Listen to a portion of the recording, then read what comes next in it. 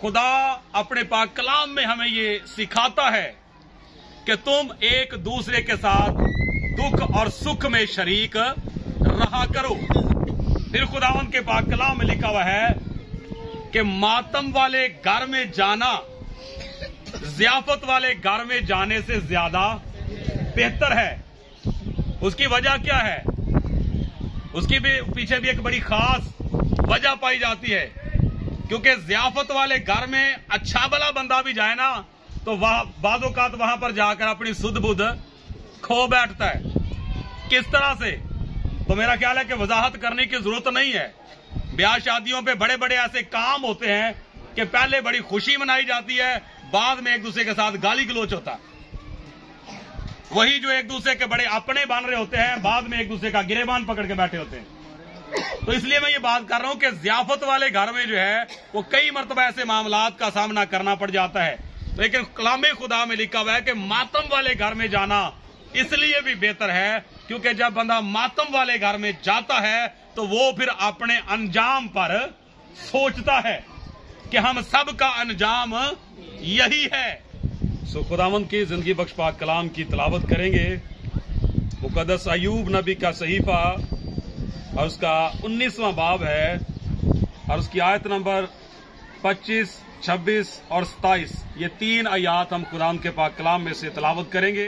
लेकिन मैं जानता हूं कि मेरा मखलसी देने वाला जिंदा है और आखिरकार वो जमीन पर खड़ा होगा और अपनी खाल के इस तरह बर्बाद हो जाने के बाद भी मैं अपने इस जिस्म में से खुदा को देखूंगा, जिसे मैं खुद देखूंगा और मेरी ही आंखें देखेंगी, ना के बेगाना की।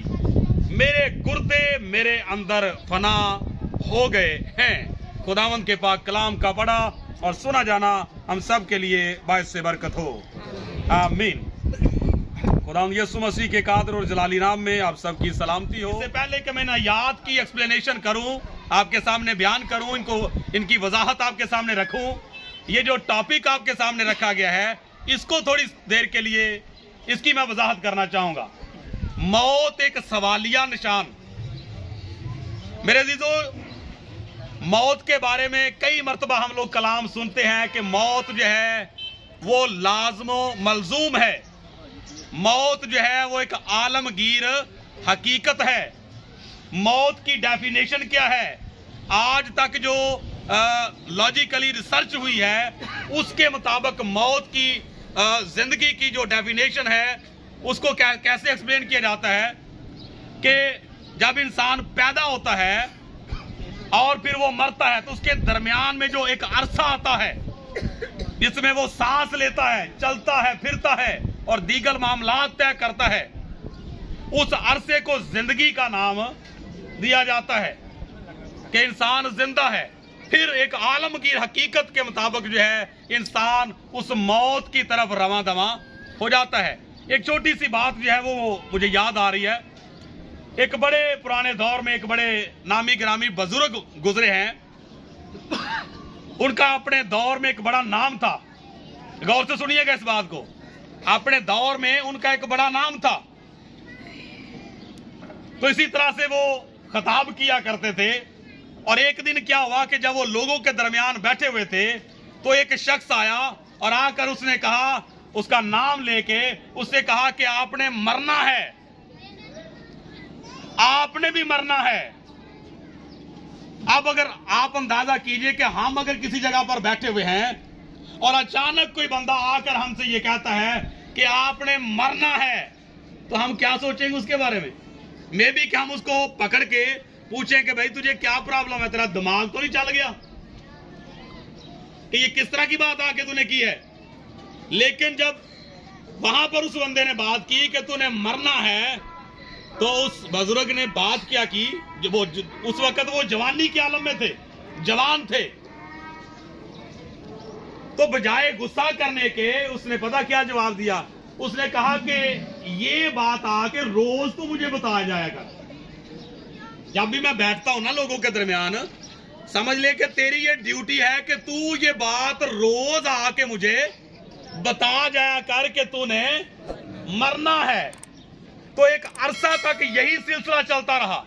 डेली वो आता और आके जितने भी लोग बैठे होते उनके दरमियान आकर वो ये बात कर जाता कि तूने मरना है। इतनी उसकी ड्यूटी लग गई। और फिर कुछ अरसा गुजर जाने के बाद एक दिन जब वो आया और आकर उसने कहा कि तूने मरना है, तो वो जो बुजुर्ग थे उन्होंने सुन तो लिया, चूंकि वो उस वक्त जवानी के आलम में थे, लेकिन फिर उन्होंने कहा कि आज से तेरी ड्यूटी खत्म हो गई है। आज के बाद तूने आके ये बात नहीं करनी। तो वो कहने लगा कि पता नहीं मेरे से नाराज हो गए।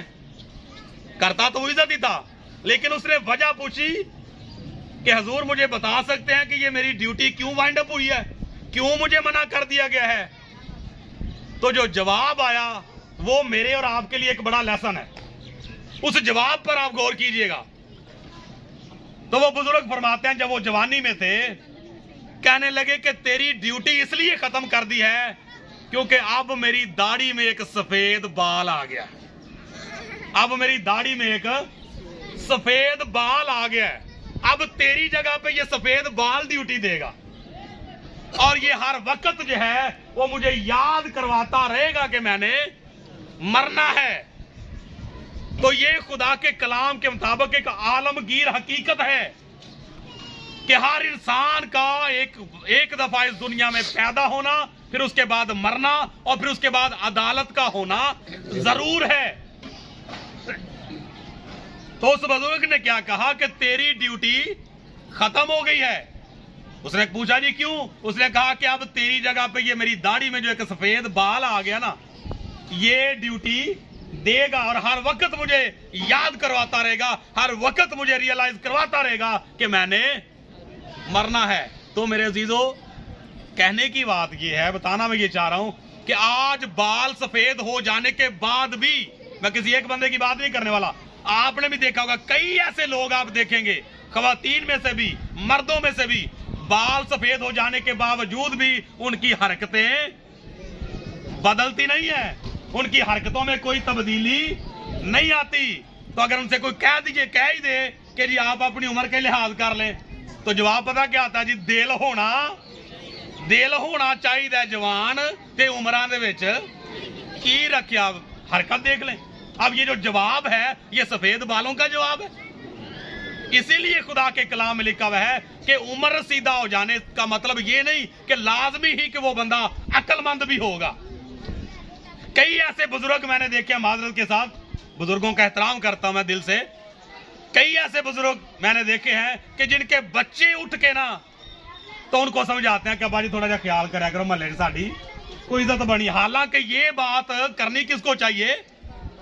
हालांकि ये बात बनती है बुजुर्गों की कि वो बच्चों से कहें कि बेटा थोड़ा सा ख्याल करें, मोहल्ले में हमारी इज्जत है, हम एक अरसे से यहाँ पर जिंदगी गुजार रहे हैं। ये बात तो वालिदैन को करनी चाहिए, लेकिन बाजों का तो बच्चे जो हैं वो अब्बा जी को समझा रहे होते हैं कि अब्बा जी मेहरबानी करा करो, तो घर ही रहा करो, तुहाडे लामे आउंदे ने, सानू अब्बे यारां दे लामे बाहरों आउंदे ने जी, अजीब बात है। तो अगर कोई इस बात को याद रखे कि ये जो सफेद बाल आ गया, चाहे वो कोई मेरी बहन है या कोई भाई है, कि ये सफेद बाल जो आ गया है अब ये ड्यूटी दे रहा है कि मैंने मरना, तो फिर तैयारी करें। सफेद बाल आ गया तो फिर तैयारी कर लें भाई। लेकिन ऐसा होता ही नहीं, इस बात की तरफ हमारी तवज्जो जाती नहीं है।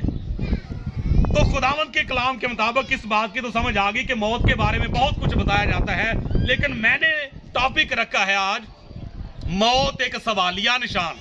तो मौत सवालिया निशान कैसे बन जाती है, आप गौर से सुनिएगा जरा। मौत मेरे अजीजों सवालिया निशान कैसे बनती है? अगर कोई बीमारी की हालत में मर जाए तो कई लोगों के ज़हनों में इस तरह के सवालात पैदा हो जाते हैं। अगर कोई हादसे का शिकार हो जाए तो कई ऐसे सवालात जो हैं वो ज़हनों में उलझन पैदा कर देते हैं, कंफ्यूजन पैदा कर देते हैं, और खुसूसन उन लोगों के बारे में जो खुदापरस्त होते हैं, चाहे वो कोई मेरी बहन है, चाहे कोई भाई है, चाहे कोई बुजुर्ग है या बुजुर्गा है।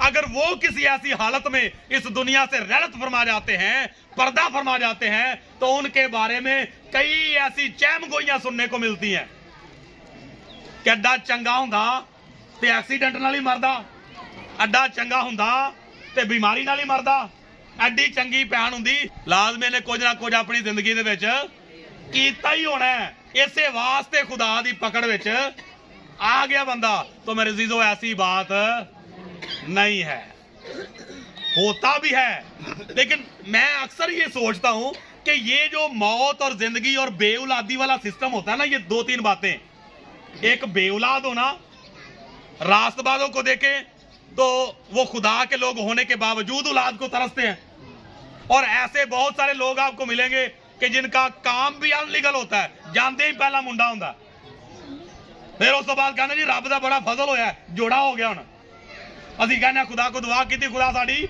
जोड़ी रला दे, उन्होंने जोड़ी भी रल जाती है। मुकद्दस अब्राहम 75 साल की उम्र तो लैके 100 साल की उम्र तक एक बेटे नूं ही बेचारा तरसदा है, तो जे नान लीगल काम किया होंदा उन्हां दीयां जोड़ियां बनदियां फिरदियां ने, साडी जोड़ी बन गई। तो एक ये जो औलाद वाला मामला है, एक जो मौत वाला मामला है, ये कुछ ऐसे मामलात हैं, कुछ और भी हैं कि जिनके बारे में हम कोई कन्फर्म राय कायम नहीं कर सकते और ना हमें करनी चाहिए। ये मामलात मेरे और आपके इख्तियार में नहीं होते, ये जजमेंट करने की हमें जरूरत नहीं है कि हमें फजूल में राय कायम कर दे कि बंदा एक्सीडेंट नाल मरिया, तो हो सकता है इन्हें पीछे कोई गुल खिलाया ही होना है तां ही हादसे नाल मरिया। अगर कोई बेऔलाद है तो लाजमी गल है कि इन्हां च कोई ना कोई खटमट जिहड़ी ओह चल रही है, इस वास्ते अज तक खुदा ने करम। तो मेरे अजीजों इन चीजों को छोड़ दें, जो हमारा करने वाला काम है। अच्छा, बड़ी मजे की बात बताऊं, जो खुदा का करने वाला काम है ना, वो हमने अपने हाथ में लिया होता है। जो हमारा करने वाला काम है वो नहीं करना। हमारा काम क्या है? हमारा काम यह है कि एक दूसरे के दुख दर्द में शरीक हो, एक दूसरे का हाल अहवाल पूछे, ये काम है हमारा। हमारा काम है किसी की हेल्प करना, हमारा काम है किसी की मदद करना। ये काम इंसानों के खुदा ने रखे हैं। असी खुदा का काम अपने हाथ लिया होंदा तो दूजा काम खुदा दे दिता, खुदा ही मदद करे। असी जजमेंट ही करनी है कि फलाना बंदा किवें मरिया, वो किवें चलदा पिया। जिंदगी के बारे में भी सवाल पैदा होना शुरू हो जाते हैं। एक बंदा जो है वो अगर पहले थोड़ा गरीबी की हालत में जिंदगी गुजारता है, अचानक खुदा उस पर करम करता है, उसके हालात बेहतर हो जाते हैं, तो मुंह जोड़ के गल्लां करते हैं लाजमी कोई परमट ही कोई लगता है, कोई परमट बन गया, हराम की कमाई होनी है। तो भाई क्यों ऐसे सवाल करते हैं? छोड़ दे जान इसकी। पिछले दिनों शर्जील भाई हैं, लंदन में होते हैं, उनसे मेरी बात हो रही थी और वो वहां के कल्चर के बारे में बता रहे थे। वो कल्चर के बारे में बात कर रहे थे। वो बता रहे थे कि यहाँ पर अगर किसी कोई बंदा अगर कोई बड़ा घर ले लेता है, बड़ी गाड़ी ले लेता है, और दूसरा बंदा किसी को कोई बताए ना कि जी फलां ने बहुत बड़ी गाड़ी ले लिया, उसने गाड़ी चेंज कर लिया, उसने नई कार खरीद लिया, तो वो कहता है मुख्तसर का जवाब होता है आगे से, that's good, very good, excellent. ओ भाई वो ज्यादा मेहनत करता है मेरे से, उसने ले ली, मैं कम मेहनत करता हूं, मेरे पास नहीं है। सिंपल। हमारा कल्चर क्या, जान ही नहीं छड़नी गल दी। जिन्नी देर तक वो को घ्यो निकल ना आवे, फिर घ्यो निकलता जे सीधी उंगली ना निकले तो फिर टेढ़ी ना कटन की कोशिश कर रहे हो। टेढ़ी उंगली तो मुराद की है इंज दी जिहड़ी है ना, वो नुकताचीनी करनी है या फलाने ने पोच फलाने ने पोच। मोज सागर की जिंदगी च होया ते होया किवें? ये टेढ़ी उंगली नाल घ्यो कड्डण वाली गल है। बात समझ में आई? तो जान छोड़ दे मेरे भाइयों, मेरी बहनों, इन चीजों की। खुदा के कलाम में लिखा हुआ है कि मैं तुम्हारी बातों से बेजार हूं। हमारी बातें खुदा को बेजार कर देती हैं। अदरों असी दुआ करनी होंगी चर्च, जो ही दुआ खत्म होती उस तो बाद साडी को अपनी मीटिंग हो जाती शुरू। जो फोन आना तो कहना जी हम जरा मीटिंग में हैं, मतलब इबादत चा, तो बाद में इबादत का टाइम तो 1 घंटा या 1.5 घंटा होगा, वो 1.5 घंटा भी गुजर जाता, घरों फोन आ जाता, हाँ जी किधर है? अभी मैं मीटिंग में हूं। हुण केड़ी मीटिंग है जी? इबादत तो हो गई, हुण केड़ी मीटिंग है? तो कहने का मतलब यह कि ये काम जो है वो हमारे करने वाले नहीं है। जजमेंट करना हमारा काम नहीं, ये खुदा का काम है। अच्छा जी, अब आते हैं इन आयात की तरफ। तो इस तरह के कई ऐसे सवालात जो हैं वो ज़हनों में पैदा हो जाते हैं। अच्छा, अब यहां पर मुकद्दस अय्यूब नबी के बारे में बात हम लोगों ने पढ़ी है, और ये जो अल्फाज हमने पढ़े हैं ये मुकद्दस अय्यूब नबी के अल्फाज हैं।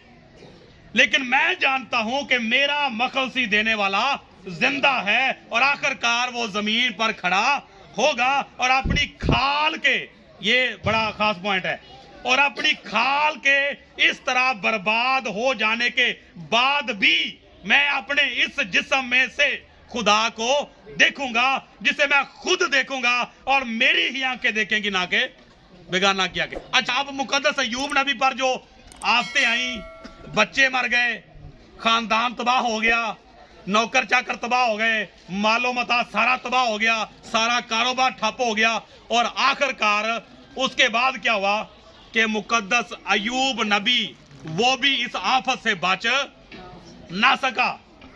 बाइबल मुकद्दस में जब पहला चैप्टर पढ़ते हैं तो खुदा की जब शैतान के साथ गुफ्तगू होती है तो शैतान कहता, खुदा ने कहा कि देख तूने इतना कुछ कर दिया, इतना कुछ तबाह कर दिया, सत्यानाश करके रख दिया उसका सारा, लेकिन फिर भी वो अपने ईमान का मुनकर नहीं हुआ। फिर भी उसने कहा कि खुदावंद ने दिया और खुदावंद ने लिया और उस मालिक का नाम ही मुबारक हो। तो शैतान को मुंह की खानी पड़ी। अच्छा, शैतान ने एक और हरबा इस्तेमाल किया, वो बड़ा चालाक होशियार, उसको समझ है हमारी, उसको सारी फितरत की हमारी जानकारी है। उसने कहा जी खाल के बदले खाल, इंसान अपनी जान के लिए अपना सारा माल भी दे सकता है।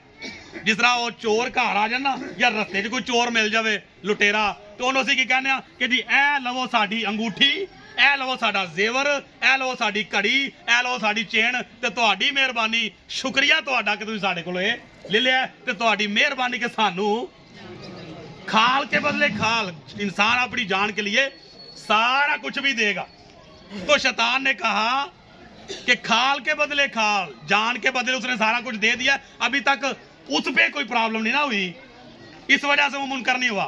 तो खुदा ने कहा अच्छा चल जा। और भाई खुदा के लोग जो हैं मेरे अजीजों, खुदा का फख्र होते हैं। खुदा ने बड़े फख्र से कहा कि जा, जो तेरे से होता है कर ले, मैंने उसको तेरे सुपुर्द कर दिया, फकत उसकी जान को नुकसान ना पहुंचाना।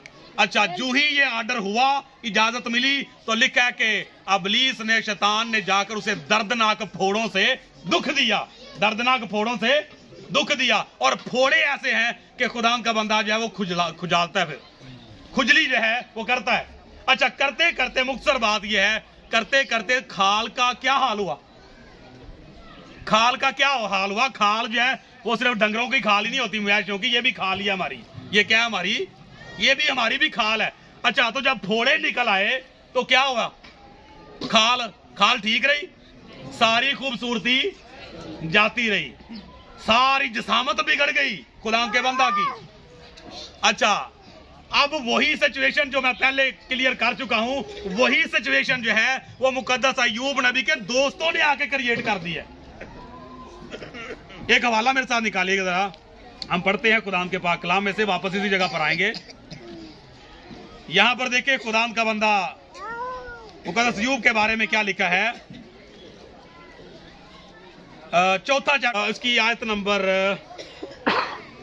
जी 4 से पढ़ते हैं। लिखा, तेरी बातों ने गिरते हुओं को संभाला। दोस्त जो है वो मुकद्दस अय्यूब नबी को कह रहा है कि एक वक्त ऐसा था कि तेरी बातें जो है वो गिरते हुओं को संभालती थी और तूने लड़खड़ाते घुटनों को पायदार किया, पर अब तो तुझी पर आ पड़ी और तू बेदिल हुआ जाता है। उसने तुझे छुआ और तू घबरा उठा। क्या तेरी खुदा तरसी ही तेरा भरोसा नहीं, क्या तेरी राहों की रास्ती तेरी उम्मीद नहीं। अच्छा, खास बात आगे लिखा है, क्या तुझे याद है कि कभी कोई मासूम भी हलाक हुआ। पंजाबी कहते हैं टड़कोने लाना, हमारी पंजाबी कहते हैं टड़कोने लाना, तंज करना, तंज करना बाद नहीं आया। अब कहता क्या है अपने दोस्त अय्यूब से, कहता है कि तुझे याद है कभी कोई मासूम भी हलाक है या कहीं रास्तबाज भी काट डाले गए मेरे देखने में, तो जो गुनाह को जोतते और दुख बोते हैं वही उसको काटते हैं। अब कहता मेरे ख्याल दे जेड़ा गुनाहगार बंदा होंदा है ओदे नाल ही सारा कुछ होंदा। अब ये क्या हो गया रहा है, वो भी अपनी सिचुएशन जो है वैसी ही बना रहा है। मुकद्दस अय्यूब को भी कटहरे में लाके खड़ा कर दिया है। तो मेरे अजीजों, कहना मैं ये चाह रहा हूं कि मुकद्दस अय्यूब का सारा कुछ तबाह बर्बाद हो गया, हत्ता कि उसकी खाल भी, उसका जिस्म जो है वो भी तबाह कर दिया बीमारी ने। अब मुझे बताएं कि अय्यूब नबी के बारे में चले, उनके उसके दोस्तों ने तो राय कायम कर दी कि लाजमी तू कोई कीता ही होना, ता फंसे हैं। हम क्या कहते हैं? जवाब देने की जरूरत नहीं, सोच के सिर्फ अपने अंदर रखे जवाब। अय्यूब नबी के बारे में क्या कहेंगे कि लाजमी उन्हें कोई कीता है तो फिर ही कुछ होया उहदे नाल। तो कहना मैं ये चाह रहा हूं कि खुदावंद के बंदा ने बताया कि मेरी इस खाल के बर्बाद हो जाने के बाद भी मैं अपनी आंखों से जिंदा खुदा को देखूंगा। तो खाल का बर्बाद हो जाना, बंदा कहना ना वो बीमारी ने ते फड़ के सारा सत्यानाश करके रख छड़िया, उथों बंदा आइडिया लांदा है, रिश्तेदार आइडिया लान लग पैंदे ने, महल्लेदार आइडिया लान लग पैंदे ने कि लाजमी कुछ ना कुछ कीता ही होना, ता जान नहीं छुट्टी, ता इंज हो गया इंज हो गया। ओ मेरे दीदो नहीं, जान छोड़ दे इस बात की।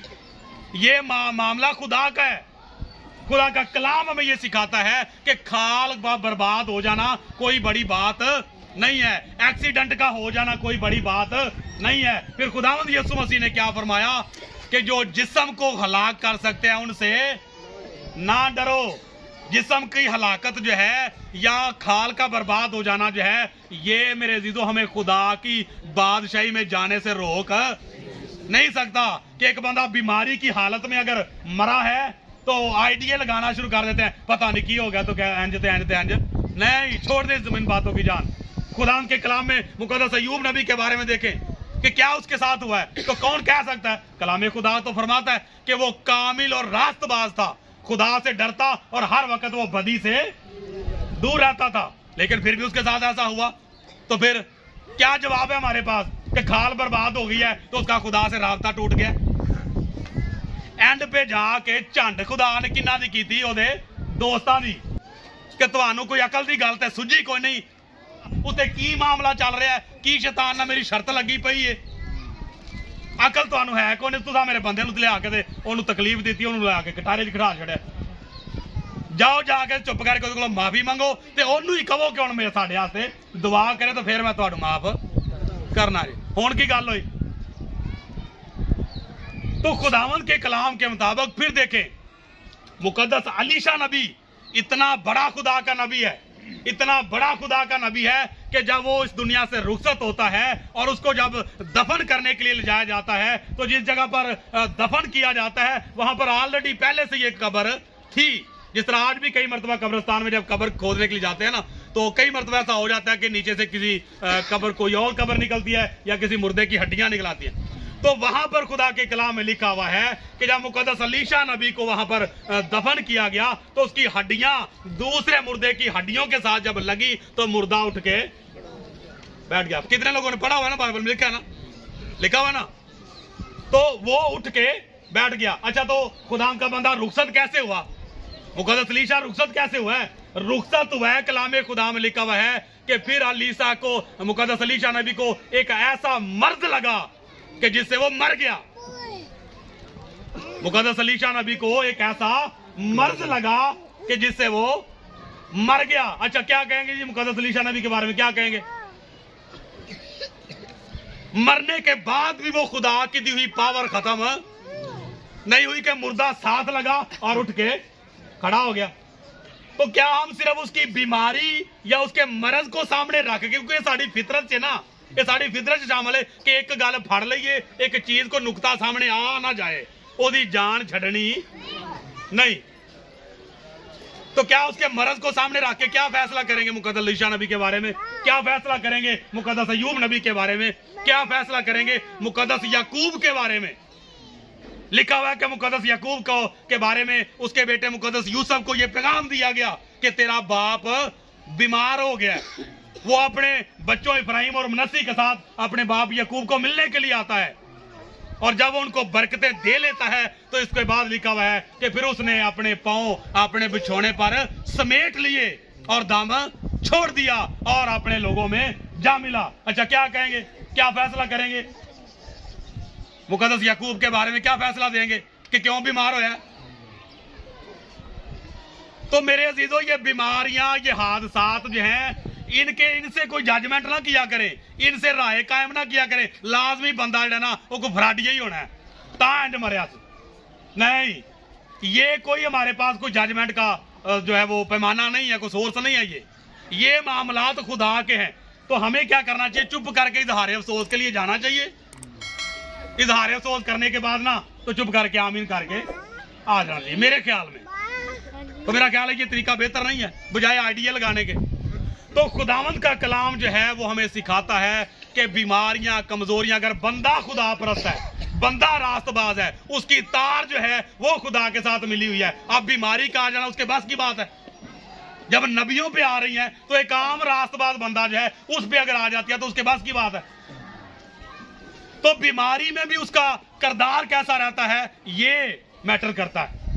फिर भी उसकी तार खुदा से मिली हुई है तो वो बीमारी जो है वो फिर बादशाही में जाने से उसे रोक नहीं सकती। हालेलुया। अगर हादसा उसके साथ कोई पेश आ जाता है, खुदा न खास्ता एक्सीडेंट में कोई ऐसा मसला बन जाता है, तो वो हादसा जो है वो भी उसे बादशाही में जाने से रोक नहीं सकता है। आखिरी वाला पढ़ते उसके बाद दुआ करेंगे। यहां पर देखिए खुदा के लोगों का हाल क्या हुआ है। आज अगर किसी का कफन दफन ना हो, असा पूरा बैनर ला देने ने पूरे फ्रांसाबाद दे विच, पूरे शहर दे विच, कहने तो कफन भी नसीब नहीं हो। तो इस तरह के फैसले करना जो है मेरा ख्याल हमें छोड़ देना चाहिए। ठीक है, तो ये चीजें जो हैं ये हमें खुदा की बादशाही में जाने से रोक नहीं सकती। अच्छा, एक हवाला आखिरी पढ़ते हैं। अबरानियों के नाम मुकद्दस पौलुस रसूल का खत है, 11वां बाब है और उसकी आयत नंबर 32 से पढ़ते हैं। लिखा हुआ है, अब और क्या कहूं, इतनी फुर्सत कहां कि जदाऊन और बरक और समसून और इफ्ता और दाऊद और सैमुएल और नबियों का अहवाल बयान करूं। उन्होंने ईमान ही के सबब से सल्तनतों को मगलूब किया, रास्तबाजी के काम किए, वादा की हुई चीजों को हासिल किया, शेरों के मुंह बंद किए, आग की तेजी को बुझाया, तलवार की धार से बच निकले, कमजोरी में जोरावर हुए, लड़ाई में बहादुर बने, गैरों की फौजों को भगा दिया, औरतों ने अपने मुर्दों को फिर जिंदा पाया, बाद मार खाते खाते मर गए मगर रहाई मंजूर ना की, ताकि उनको बेहतर क़यामत नसीब हो। जी आगे, बाज ठट्ठों में उड़ाए जाने और कोड़े खाने, बल्कि जंजीरों में बांधे जाने और कैद में पड़ने से आजमाए गए, संसार किए गए, आरे से चीरे गए, आरे से टोटे टोटे कर दिया गया। ऐसे भी खुदा के लोग हैं कि जिनको कफन भी नसीब नहीं हुआ। जब मसीहत का भी आगाज हुआ तो मसीहत पर बड़ा जुल्म हुआ। नए नए मुकद्दसीन जो मसीहत को कबूल करते थे उनको शेरों के आगे डाल दिया जाता था, जिंदा आग में जला दिया जाता था। उन्होंने कफन लब्बा।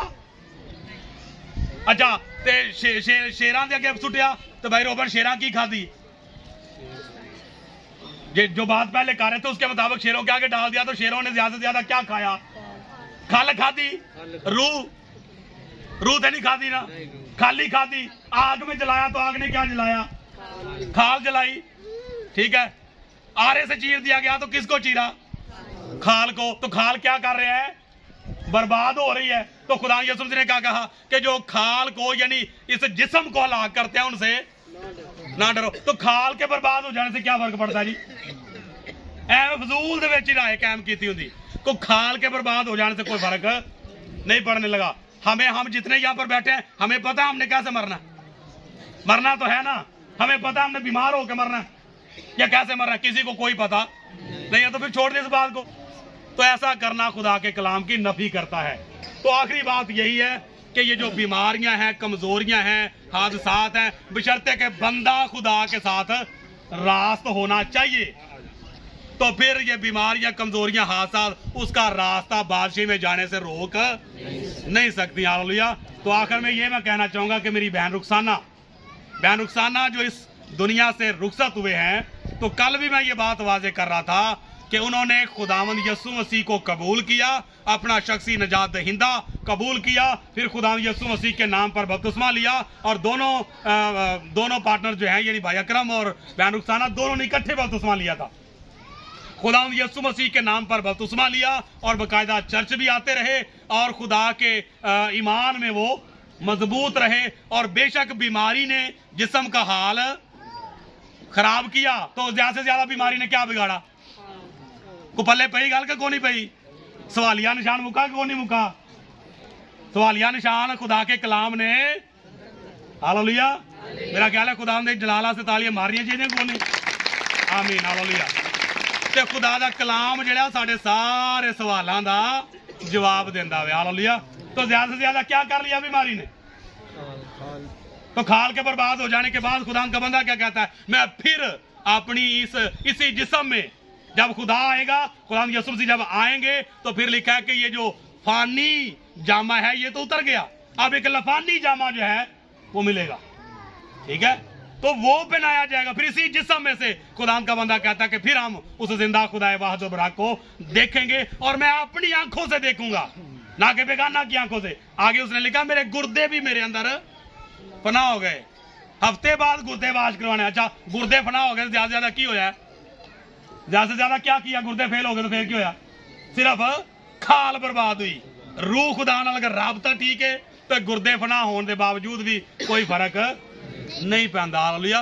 तो खुदावंद के कलाम के मुताबिक बहन ने, जब खुदावंद ने उसे समझ दी, ईमान दिया, उसी ईमान के मुताबिक उन्होंने जिंदगी गुजारी, तो आखिरी दम तक जो है वो बेशक अपने बीमारी के बिस्तर पर थी, लेकिन उनके मुंह से दुआ बंद नहीं हुई।